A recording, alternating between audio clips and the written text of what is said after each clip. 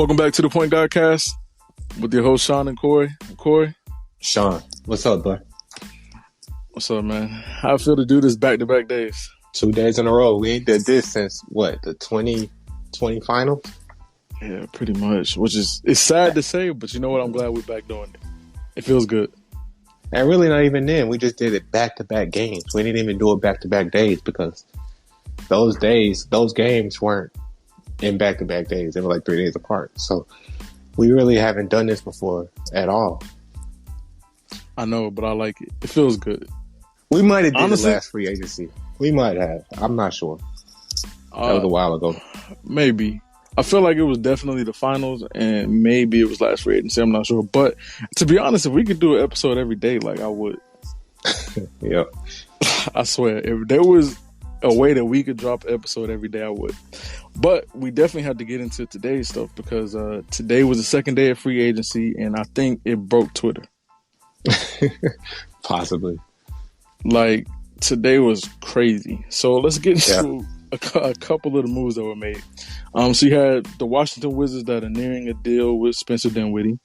I like that move for Washington, of course. Like, they are really stacking it up.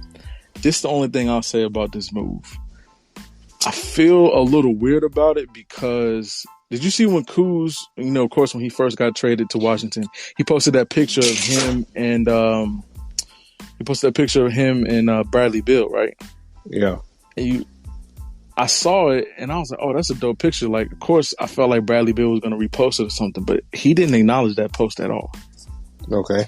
And I would like to say Bradley Beal maybe isn't always on the internet, but that's not true. Or at least maybe not Instagram, because he's definitely always on Twitter. So I don't know if there's something else going on behind the scenes with Bradley Beal. What, do you think he wants to secretly leave or something? It's a possibility. You never know what could happen in this offseason. So I'm just weary of that. I don't know. To me, it's a good move. Like, if you can have Bradley Beal and Spencer Dinwiddie, Kyle Kuzma, like, you got a squad. Yeah, that's a legitimate scoring. That's a legitimate scoring three-way tandem. That's what I'm saying. Like, you really got a squad, so it's good. But I don't know if Bradley Beal likes it. That's the thing. It wasn't like he was super excited about the Kuzma news. So I don't know how he feels about the Spencer Dinwiddie news, and then we don't know what's going on behind the scenes anyway. I mean, what else are they gonna do? Like, if you chose to stay in Washington, you chose not to pursue a trade after the Russell Westbrook deal. So, right. Like, what else are they supposed to do at that point? They're trying to get you some help. You said you want to be there. They're doing what they can to get you what they can get you. Right. I mean, that's a good point. I don't know what they're supposed to do. I'm just hoping that Bradley Beal is actually staying because the Wizards will be a fun team to watch next year for sure. Yeah, the Wizards they're usually fun. They're usually a fun team. It's just a matter of if they're going to win or not. True. Listen, they like I said, they were able to make it last year. They were able to find a way to make it into the playoffs last year with him and Russ. I think for sure with them adding KCP, Trez, and Kuz that they will definitely still make the playoffs. And then if they add Spencer Dinwiddie, then they can make a legit run in the playoffs now. So, but I hope Bradley Beal likes this move. That's all. I'm hearing though, if they add Spencer Dinwiddie though, that it's going to be a sign and trade with Brooklyn with some of the LA dudes, like KCP, Kuzma, go to Brooklyn, and Spencer Dinwiddie comes to Washington. That's what I thought was the situation with that. Oh, that could be a possibility. I could have read that wrong, but you could be right. But that's what I thought was happening. I didn't even see that. That makes sense though. I didn't even see that at all. That would be crazy. Again, it's all about what Bradley Beal does and doesn't like. That's Washington's biggest concern. So if he wants Spencer Dinwiddie and he doesn't mind giving up those players in a sign and trade type of deal, then Washington will probably go through with it. But if he wants him to find a way to keep Kuz and to keep KCP and to have Spencer Dinwiddie, then Washington will find a way to do that too. I feel like it's all about what Bradley Beal wants, especially with them not having Westbrook anymore. So I'm glad you brought that up though, because I actually didn't know that. I didn't see anything about that, but that makes a lot of sense. I actually forgot it because if you remember, I was talking about how Kuzma, Dinwiddie, and Bill can be a big three in terms of scoring for Washington. So I kind of forgot about it as well until just now. Sorry, I'm glad you brought it up because that could be something that happens pretty soon. So then you had the Utah Jazz agreed to a 2-year deal with Rudy Gay. Yeah, that was another Laker target that I was hoping would sign the mid-level exception. But apparently he chose to go to the Jazz for the same, I think that might around the same amount of money that he would have got from the Lakers. But I mean, I guess that he felt that he fit better with the Jazz. They have a better chance of, I mean, I was going to say showing what he can do, but a veteran like Rudy Gay wouldn't have to show what he can do, where he can contribute more. Because you can make the argument now with what the Lakers have. Mm-hmm. Somebody's going to be left out of the rotation. And Rudy Gay might have thought that maybe Carmelo Anthony being friends with LeBron James, you know, the minutes would have been between them two. And Carmelo would have had the advantage in terms of getting on the court more because of his relationship with LeBron or whatever. Whatever the case may be, I don't know. But I think it was a good pickup for the Jazz. Oh, for sure. He can bring that veteran presence that they need, scoring off the bench or a starter. I can see him start. Conley, Donovan Mitchell, Joe Ingles. Joe Ingles played the 3 or the 4. Most of the 3, but Joe Ingles could play the 4 too. I mean, it just depends on what they need. And I feel like at this point in his career, Rudy Gay is also like a 4. Like he's going to be able to stick with 4s more than he's able to stick with 3s in the NBA right now. So it's whether he comes off the bench or not, I think that's a good pickup for at least the locker room, veteran leadership, somebody that can bring some experience to the team, try to help them get to that next level. I like it for the Jazz. Right. I like it too. My biggest thing is I just want to see what Rudy Gay can do with a contending team. So whether that was LA, whether that was Milwaukee, whether that was now we know the Jazz, I just want to see what he does with a team that's a contender. That's the biggest thing I want to see. So I think it's a good move. Then you got the Milwaukee Bucks who agreed to a 1-year deal with Rodney Hood. I like this move because this gives them more shooting, spaces the floor even more. It's a good move. You just had to get Rodney Hood to kind of buy in to the defensive mindset that the Milwaukee Bucks are going to have after winning that championship and all that they went through in this last playoff run. So once they get him to buy in on that end, they'll be fine. Yeah, the Bucks aren't the only team with that problem, though, so they'll be fine.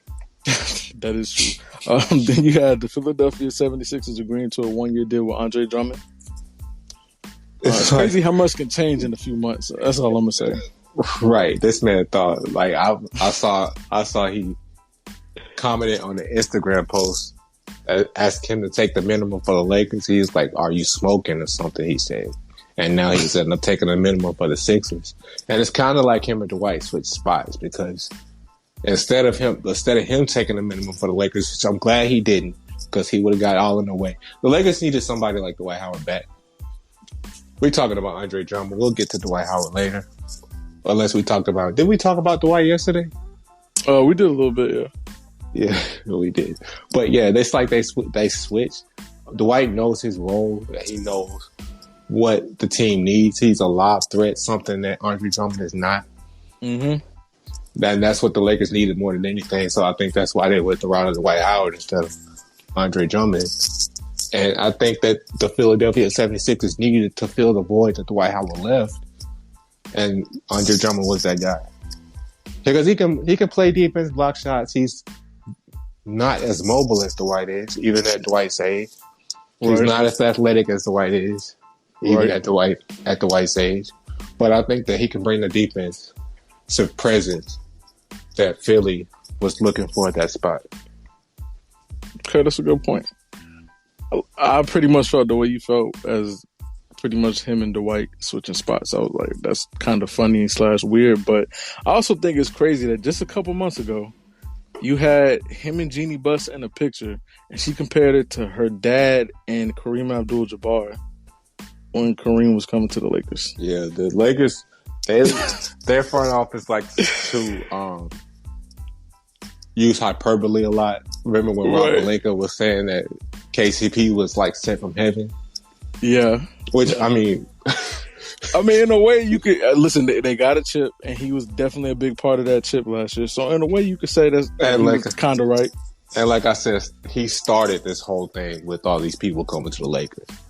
He started that. So maybe Rob Pelinka was on to something with that. But yeah, but with the Genie Bus thing, I don't even know what to say about that. I just think the Lakers front office, they're just very welcoming when they get people in. That's it. They just want to make you feel welcome, and they want you to feel like they want you here. And to me, one way to do that is to, compare somebody like Andre Drummond to Kareem. Even if it isn't true, I mean, that just helps Andre Drummond's confidence, or at least it was supposed to. But I mean, it's not. It was a little far fetched for sure, but like I get it. You just want players to feel welcome and comfortable when you bring them along. That's it. So again, it wasn't an accurate comparison, but it's just funny to look back on it now and you're like, wow. She made that post. And then I also remember like a couple weeks after he got there, and after a couple games, there was rumors that the Lakers wanted to sign him to like a long-term deal. They wanted him to be with the Lakers long-term and all that. And then, I mean, now you see that he's unfortunately with the 76ers now. Well, not unfortunately, but now he's with the Sixers. Yeah, that's where I said there's nothing unfortunate about it. I don't dislike Andre Drummond or anything, but I just don't think that him with Russ and LeBron and AD on the court, as much as they would have been on the court together, would have been very good at all. I agree with you. It was for what the Lakers needed for this year. It was the right move. Yeah, it's too much. Look, Drummond, he wanted his minutes, man, and like we don't have minutes for him. I can see that, especially with the news we got today, but we'll get to that. So then the Warriors agreed to a 4-year, $215 million extension with Steph Curry. Yeah, which is crazy. Really, because like that's what else he deserved that, right? But it's crazy that he becomes the first player in history with two career $200 million plus contracts. Yeah, $200 million plus contracts. The first, and that's after they like refused to pay him after his knees were like bad or ankles, whatever. His ankles. Yeah, that's crazy, bro. Listen, he deserved $215 plus million. I'm gonna keep it real. Mm-hmm. I would give him that kind of money too. It makes sense. There's only a few players in the league who I feel deserve that type of money. He's definitely one of them. Like they'd be crazy not to give him that. Yeah. Then the Brooklyn Nets agreed to a 2-year, $12 million deal with Patty Mills. Yeah, that was a heartbreaker right there. Man, everybody was waiting to see where Patty Mills was going to end up. Yeah, that was a heartbreaker. I knew he was going to end up with a contender, whether it was the Lakers or it was Brooklyn. I was like, he's going to end up with a contending team, especially because I know he's kind of hated these last few years in San Antonio because of the competitor that he is. You know, like you see what he's doing now with Australia, or you saw what he did when they played the USA team in the exhibition game. I mean, he was cooking. So Patty Mills is definitely a player that can play his role well with any contending team. So I knew he was going to end up somewhere. It's Brooklyn. He's going to help Brooklyn out a whole lot. I know they're happy with that move. Patty Mills is the perfect role player. Oh, yeah, for sure. He's not going to give you much on the defensive end, but offensively, he's the perfect role player. For sure. Like, listen, he's going to hit the shots that Brooklyn needs come playoff time when maybe all of the stars are off or Joe Harris is off. Like, that's what he did. He's also going to make those sneaky plays on defense that you need. Like, he may not be the best on-ball defender or the biggest, but he knows how to make the right plays on defense when it's needed. Yeah, that's the biggest thing. He knows how to get steals in crunch time. He knows how to get steals in crunch time. He knows how to make the right plays defensively. He knows how to make the right plays offensively. He can always get you a big shot when you need it also. He's just So that he's just a veteran, the consummate pro. Mm-hmm. And he's a competitor too. That's the biggest thing about Patty Mills. He's always been a competitor. And he's always going to give you 110% every time he's on the floor. Doesn't matter if you're up by 20 or if you're down by 20. So that's the reason why this move for Brooklyn was big, especially with them not bringing back Jeff Green. Now I get that they're not the same body size. Like I understand that, but I do think Patty Mills is a slightly better shooter than Jeff Green. I don't think, or at least more consistent. Yeah, he's a better shooter than Jeff Green. And at least more consistent. So trust me, they needed this for sure. This helps Brooklyn get better.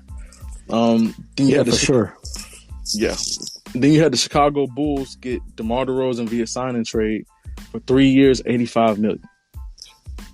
Yeah. Okay. That is huge. That's big, but I also have something to say about that. Okay, go ahead. Is it just the Lakers that we worried about shooting? Or like does that apply to everybody? Because I think this team's going to have a little bit of problem with shooting the ball. Okay. I mean, Zach LaVine's a decent shooter. Right. Lonzo's not very much a shooter at all. DeMar DeRozan's not a shooter. They're all going to be on the court at the same time. Right.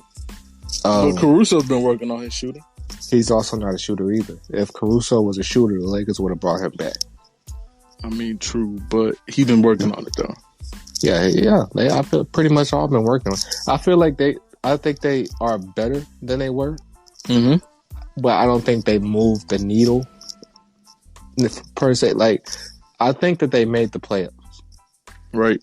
But I don't think they're a contender. And I think they're a playoff contender. I don't think they're a conference finals contender. Okay, yeah, I don't think that either, but I do definitely think that now they're definitely making the playoffs. Oh, yeah. I mean, listen. So I guess the needle did move. They didn't make the playoffs last year. So the needle that's did what I was about to say. Because, I mean, think about it. At the end of the first half of last season, they were in the playoffs. They were going to make it. By the end of the second half of the season, they were out. Washington was in it. So, to me, this moves the needle. And again, biggest thing I've been saying since the beginning of last season was do what you can to make Zach LaVine happy and keep him in Chicago. And to me, all the moves that they've made this year, or this offseason, have done that. So, listen, as long as Zach LaVine is happy, he's going to find a way. Yeah. But also, you got players who are hungry. Like, Lonzo's hungry to prove something because everybody's been talking about he's overrated. I know Caruso's going to be hungry to prove something since he's no longer with the Lakers. And then DeMar DeRozan wants to prove something too. He didn't like his little stint in San Antonio, I could tell. A lot of people think his better days are behind him, but I know he doesn't feel that way. And so I hope he shows it with this Bulls team. Yeah. Absolutely. So bottom line is the Bulls are going to be fun to watch. How about that? Yeah, that'll be fun, but I just don't think that this move puts them in any type of position to like contend in the Eastern Conference. But they're going to be a fun team. They're going to be fun to watch. Right. I'm going to tune into the games because, you know, Caruso, Lonzo, my boys. I like Zach LaVine, and I don't have a problem with DeMar DeRozan either. I just don't think that they're going to be good defensively, though. They're going to be really good defensively. Right. Offensively, they just won't be able to shoot as well as other teams, but I feel like they'll find a way. I think it'll work for them for what they're trying to do, and that's like get back into playoff contention and build on what they had last season. And they're definitely gonna do that. Okay, I can see that. How about I'll put it to you like this: every team should learn, especially if you're in the East, from the last two seasons. Come playoff time. If you sleep on a 5th or 6th seed, they will make you pay. Last year in 2020, slept on the Heat, made it to the finals. This past season, people slept on the Hawks, made it to the conference finals. So, although the Bulls may not seem like the best, if people treat them that way come playoff time, you never know what can happen. Yeah. So, I'm not going to sleep on them. I do agree with you in terms of they're not a Eastern Conference Finals type of contending team, but they are definitely a playoff team now. Yeah. And as long as you make it into the playoffs, you never know what could happen after that. So They get a chance in the playoffs. You don't know what can happen. So that's good for the Bulls. And so for the last one, Hey, hold up. Can we talk about one where I feel like it's a little underrated, but it's a big deal? Okay, talk about it. I feel like it's a big deal because of what one team lost instead of what one team gained. Okay, what is it?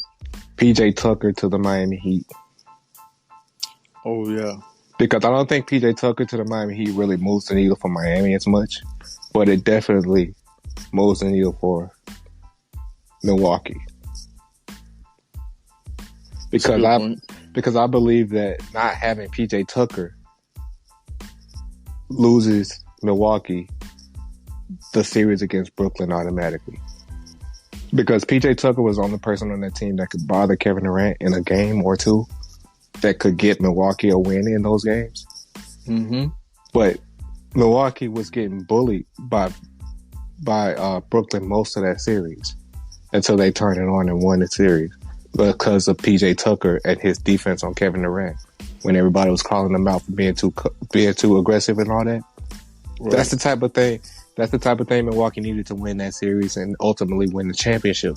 And they don't have that no more. So that's a little concerning if you're the Milwaukee Bucks, in my opinion. Right. And they let Brent Forbes go back to San Antonio. True. Okay, I'm glad you brought that up. I don't know how I skipped over PJ Tucker, but let me tell you where I agree, but I also disagree. So I do agree that his defense was outstanding in that Eastern Conference Finals, and they 1,000% needed that in order to get past Kevin Durant. Because the shot that Kevin Durant hit to go into overtime was ridiculous. But to me, for that very last shot in overtime that KD took, that he ended up airballing. Yes, he was tired because he had to do everything in that last game, in that game 7. But Jrue Holiday, the defense Jrue Holiday played was perfect. Like, if you go back and watch that last play, Jrue Holiday was all in KD's grill. Like, that's the best defense you can play without fouling ever. And if Jrue Holiday doesn't play that type of defense on KD probably hits that shot. So almost anybody else. But also Jrue Holiday stepped up defensively the same way in the finals. Yeah, I agree with that. So, but I think the reason why they didn't mind letting PJ Tucker go is because they believe in Jrue Holiday's defense and they think that him or maybe there's somebody else that they're going after defensively can step it up. But it's just that PJ Tucker didn't give them what they needed offensively, I feel like. And so they didn't mind giving that away because maybe they have another backup plan. I know they already are confident enough in Jrue Holiday because they feel like he can pretty much play that same type of defense, but also give them a few more points. Actually, not even a few more, give them way more points. So I think that they don't mind it, but also they could be going after somebody else in the free agency market that is a PJ Tucker type defender. Okay, I hear what you just said. I agree with what you said, but I don't think you pay PJ Tucker for offense. I think you pay PJ Tucker for exactly what PJ Tucker did for you in the playoffs. True. That's number one. 2, in a series against Brooklyn, you need Jrue Holiday to be guarding James Harden. You need Jrue Holiday to guard Kyrie. True. Jrue Holiday can't guard all 3 of them. No. Yeah, I mean, Giannis is going to have to step up and guard KD now. And Giannis is more of a safety type of defender than a corner type defender. But go ahead. He can play one-on-one defense, but his strong suit is like on the back end, like as an anchor. Like as a mobile anchor that he can dictate anything he wants to. True, but Giannis is also a defensive player of the year. Yeah, that's what. Yeah, I think that. Listen, they wouldn't make that move without them having a plan for Brooklyn. So them making that move to me shows me that they have a backup plan already. Whether that's another player who can kind of give them that same type of defensive style, or is just making other players around them step it up defensively for next season. Yeah, it's gonna have to be the second one because I don't think anybody on the market right now is doing what PJ Tucker's able to do on defense against Kevin Durant. True. But we'll see. Maybe I they just can don't step think it up. they... Go ahead. Maybe they can step it up and figure it out, but you just don't think they would. I just don't think that they would let him go without having a plan, though. Okay. Because they love PJ Tucker. I mean, the fans loved his speech at the parade and all that. So when I saw that he had gotten away and gone to the Heat, I was like, oh, the Bucks must have some type of plan. Like, there's no way they just let him go. Right. But we'll see, though. We'll see what happens. It may just be a thing to where the entire team is like, we all need to buy in defensively and not just rely on one or two players to buy in defensively. It could be something like that. Yeah. It'll be a challenge for next year, but I think they can step up to it. That's my biggest thing. Yeah, that's the only one I had for, like, underrated. No, that was a good one because I low-key, I don't know how I over that. It was an underrated subtraction, not an underrated pickup. No, but it's a good pickup for the Heat, though. Yeah, it's a definitely good pickup for the Heat. He's perfect for that system.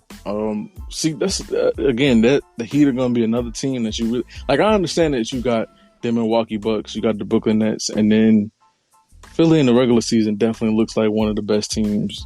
We don't know what happens to them in the playoffs, but I understand that you got those three teams and they dominate the top of the East. But you really can't sleep on what the Heat are doing.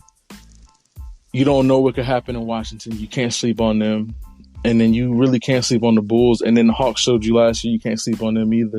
And then the Knicks were a 4 seed last year. So there's a lot of teams in the East that you really can't sleep on. Like, I get the East, it may seem like it's top heavy, but it really might not be. Yeah. Now, only time will tell us, but there's a lot of teams that people can't afford to sleep on in the East, in my opinion. Okay, now the last topic. Last one for today, the one that broke the internet and definitely broke Twitter. The Los Angeles Lakers agreed to a 1-year deal with Carmelo Anthony. Why did that break the internet, though? Like, did they not expect Carmelo Anthony to ultimately choose the Lakers from what we have been hearing for the last 5 days? I guess not. To me, I expected it to happen. And which one? Working out in Portland, so I had a feeling it would happen. And another thing before we get into the Lakers, why is Portland just sitting on their hands? Considering how Damian Lillard feels right now, they're just sitting on their hands and not doing anything for real. Listen, I had no clue. That's all I'm gonna say. I got no clue. I honestly can't tell you. I don't know. They definitely don't. It seems like they have nothing up their sleeve, so I can't even tell you. Maybe they got something up their sleeve. Because to me, it seems like they got nothing. But so you had Melo signing to the Lakers. Then you had the Lakers agreeing to a deal with Malik Monk. They agreed to a 2-year, $10 million deal with Kendrick Nunn, and then they agreed to a 3-year, $32 million deal with THT or Taylor Horton Tucker.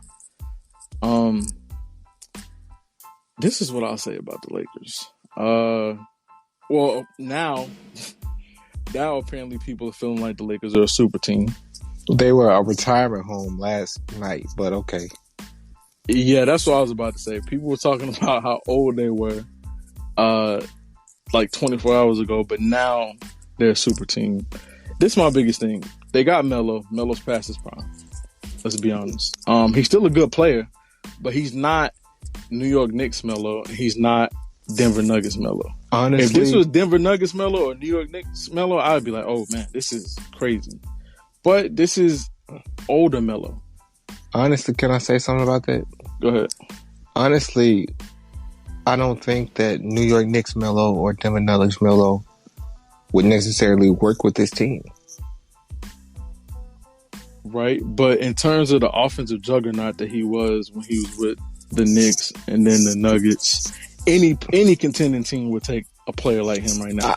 I mean, yeah, I didn't say they would take him, but I don't know if it'll work as well as this Melo that knows his role, that wouldn't mind coming off the bench, that's going to catch and shoot and make threes. Melo is he's a role player now, and I think that this version of Melo is more suited for this team than that version of Melo would have been. The Melo that wants the ball, that wants his touches, that wants to isolate. That's the Melo that wouldn't necessarily work with this team, in my opinion. No, I can see that for sure. I see where you're coming from, and I agree. I'm just saying people are acting like this is that mellow. Oh yeah, I agree. And I so understand it too. since people are acting like it's that mellow, they're freaking out. But also they signed Malik Monk and Kendrick I Nunn. didn't see those coming. What is Malik Monk? Right, I didn't see those coming. But what is Malik Monk? First of all, some people didn't even know who Malik Monk was. I didn't realize that till yesterday. People were like, "Who was Malik Monk?" I was like, "Dang, y'all didn't see Malik Monk play in college, play at Kentucky. Y'all didn't see him. Y'all didn't see him in his first 2 years in Charlotte." Like, when I told my uncle we had Malik Monk, he asked me who Malik Monk was. And I was like, there was a lot of people. I was kind of shocked. But bottom line is, if you got to ask who he is, then why are you so worried? Yeah. Like I said, Malik Monk, Lakers, what is he proven? Like, he hasn't really proven anything in the league. Now, I do think... Oh, he had a very good season last year. Now, let's not get it twisted. He shot like 43% on open threes. Okay, it wasn't good enough for people to know who he is. There was too many people who didn't know who he was. We talk about Charlotte. Charlotte don't even come on TV. You're right. I get that. But still, people really didn't know who he was, and I was shocked. I know who Malik Monk is. So my biggest thing was he will help this team out a lot. Of course, we gonna know who Malik Monk is. Well, yeah, but still, people who are, I don't know. Anyway, to me, it's not like Malik Monk has been like a Patty Mills type of role player over the years. Nah. Where like he's gotten a chance to like really prove himself in the playoffs and prove that like he's one of the best role players, and like he hasn't done that. Now I do think he has a chance to do that with this Lakers team. So I do think that is what makes him dangerous, but he hasn't done that yet. Yeah, so I don't understand why people were freaking out about that. He's doing what Schroeder tried to do last season. What I mean by that is he's betting on himself to try to get a bigger contract in the future next season when he's a free agent again. So he came to the Lakers to try to show what he can do on the main stage of the Lakers stage on television, to show what he can do to get a bigger contract for the future. And I think he has a good chance to do that if he can find minutes on this team, because this team has a lot of guards that can shoot. And at some point, somebody's not going to be able to play. True. That's very true. I think it's interesting. I also think the Kendrick Nunn move is interesting because he definitely could have gone elsewhere to get more money, but he chose to take less money to come to LA, which shows he really wants to be here. Mm-hmm. Which to me is helpful for the Lakers. Yeah, that having a young player like Kendrick Nunn that seems like he's hungry to play with a contender is good. That move made all the sense in the world, because Kendrick Nunn is a player that if Russell Westbrook for some reason doesn't play, you can just seamlessly slide him into that spot, and he could be a starting point guard for any given night. And I'm not going to say you won't miss a beat, but he's going to bring something to the table every single night. He's probably going to be one of the better six men in the league. One of the better backup point guards in the league. I don't know if that categorizes in the six man or whatever, but he's probably going to be one of the better ones in the league, like he was in Miami when they let him play. He's a good young player, and I think he'll help the team out a lot. That's a good point. And he'll know his role, unlike some other guys that still don't have a contract right now. But we'll see how that works out for him. I hope he gets a contract. I'm talking about Dennis Schroeder. I hope he gets a contract somewhere, but he's gonna have to humble himself a little bit. Yeah, I don't know what to say about Dennis Schroeder. Well, yeah, that's an interesting situation. And then of course THT. Everybody knows. First of all, there was a few teams that wanted THT. So if the Lakers didn't find a way to re-sign him, he was gonna probably end up on a contender too. The Nets were kind of interested, and I don't blame him. Yeah. He's a young player that's very, very talented. So it was good for the Lakers to re-sign him.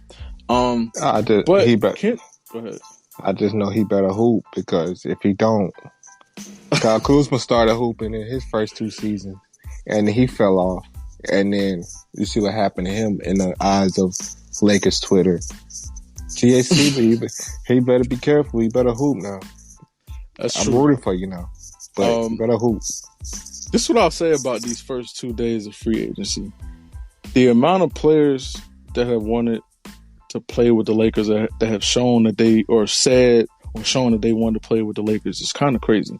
Spencer Dinwiddie, DeMar DeRozan, Kendrick Nunn, Kent Bazemore, Rudy Gay, who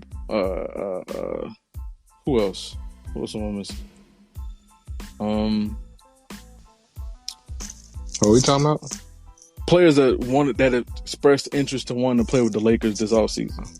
Oh, Now, of course, DeRozan. everybody can come. Yeah. I just named a few, but to me, it's crazy how the narrative last year went that it's not the Nets' fault that everybody wants to play with KD and nobody wants to play with LeBron. To this offseason, how many vets and players are expressing interest to want to play with the Lakers, and now it's not about that people want to play with LeBron. It's just that why does LeBron need so much help?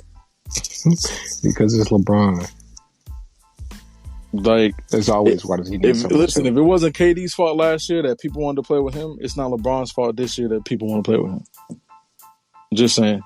Because especially with people like Kendrick Nunn and Kent Bazemore leaving situations where Kent Bazemore was really on a contending team, in my opinion. To me, as long as the Warriors are healthy, they're a contending team, in my opinion.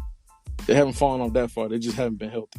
So for him to leave a team like that, especially a team that's won championships, to want to come to the Lakers, to me, speaks volumes about how he feels about the Lakers and how he must feel about their star players. Same thing with Kendrick Nunn. I mean, the Heat loading up this year. I understand that they, got bounced in the first round last season to the Bucks, but they had a lot of injuries last year. They also had a short off season.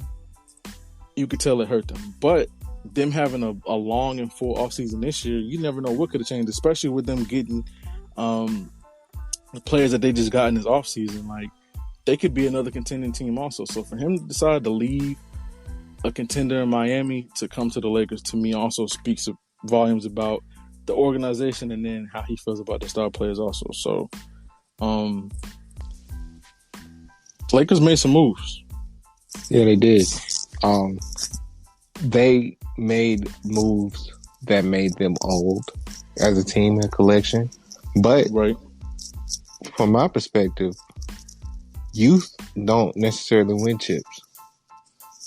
Like, what team average age 25 have you seen win a championship? That's true. You could have had a team like the Celtics. Well, no, they wouldn't have won in 2018, but they had a chance to at least make the finals. Yeah. But the Thunder that year, like every time it's a young team that's in the finals, right? The more experienced team ends up winning, at least for the past few years. Like when the Thunder went against Miami, when they had Harden, Russ, and KD, Miami was the more experienced team. Miami won the finals. Every single championship LeBron's had, he's had a mixture of young and older guys, like when he had Kyrie. But especially in Miami, those Miami teams were very experienced. Like, their role players were like Shane Battier, Ray Allen, Mike Miller, guys like that. They didn't have like Kyle Kuzma types on their bench. That's true. The Spurs, when the Spurs won a championship with 38-year-old Tim Duncan, they were an old team. They had young Kawhi Leonard, but everybody else were like veterans, older veterans. Forrest Diaw, Manu Ginobili, Tony Parker. Yeah, they were older teams as well. So this whole the Lakers are old thing, that you can't win with the old team, it's just the new narrative right now. You want to call the Lakers old because you hate the Lakers, but in reality, the older team usually wins. Lakers 2 years ago in the bubble, they were the second oldest team in the league. Right. So I mean, like, this whole Lakers are old thing, it's just, I'm not gonna say it don't bother me because that's why I'm on this rant. But like, it's like, what I mean, that doesn't necessarily mean they're gonna lose. True. It gives them more of a chance to win than lose, in my opinion. That is true. I'll just say this: there's a lot of people calling them old. People are making, well, they were. It seems like the last 24 hours, the narrative has flipped from the Lakers are old, they're building a retirement home, to now the Lakers are a super team and they're the most stacked team in NBA history. If it doesn't start out well, I guarantee you the old jokes are coming. Of course, listen, it'll either be that they're old or that they're a super team, depending on how the season goes. If they win it all, they're a super team, one of the most stacked teams in NBA history, and it was unfair. If they lose, it's because they're old and they built a retirement home. In Regardless, reality, they can't win, is what I'm saying. when in reality, if it wasn't LeBron James and it wasn't the Lakers that signed championships in recent NBA history, because you got guys like Carmelo Anthony and Russell Westbrook who don't have championships that are beloved and that are beloved figures for the most part. I guess Melo is. Russ maybe not, but getting their first championship with a guy like LeBron James and Anthony Davis, and then a bunch of older guys that previously were on the team in the team's lowest point in their history come back, like Wayne Ellington and Kent Bazemore, come back to win championships. Even Dwight Howard was a part of that a little bit when he was with the Lakers the first time. It didn't work out too well. It worked out last year when they won in a bubble, but a team like that winning the championship, if it wasn't the Lakers, it'll be a cool story for most people. It's going to be a cool story for me regardless, because I love it. I love the Lakers and that's my team, but in the reality of the situation, it should be like a cool, moment if that team was to win the championship. That's what I'm saying. True. That's very true.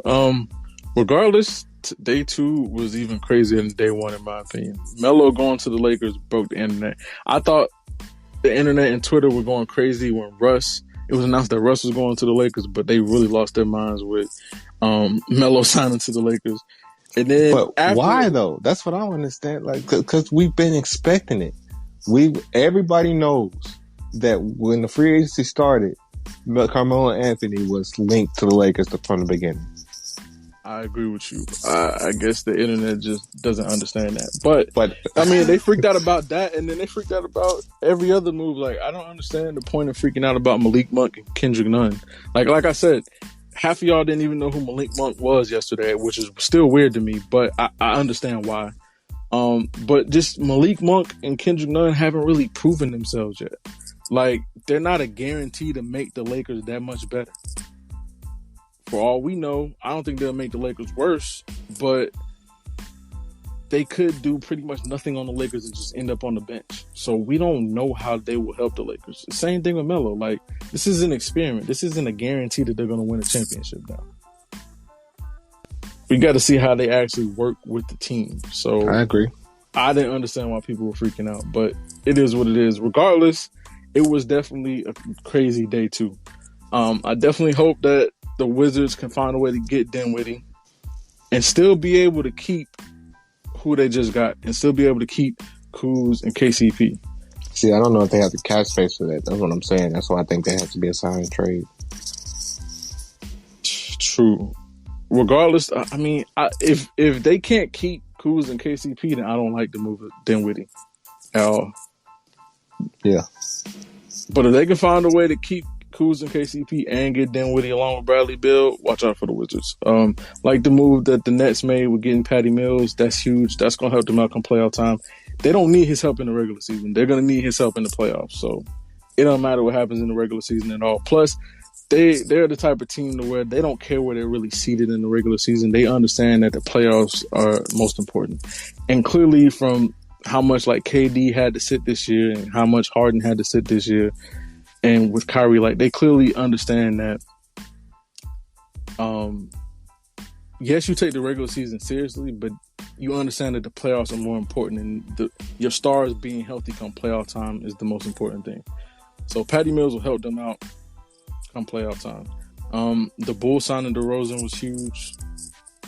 To me, that helps them out a lot. To me, that fully guarantees them being a playoff team.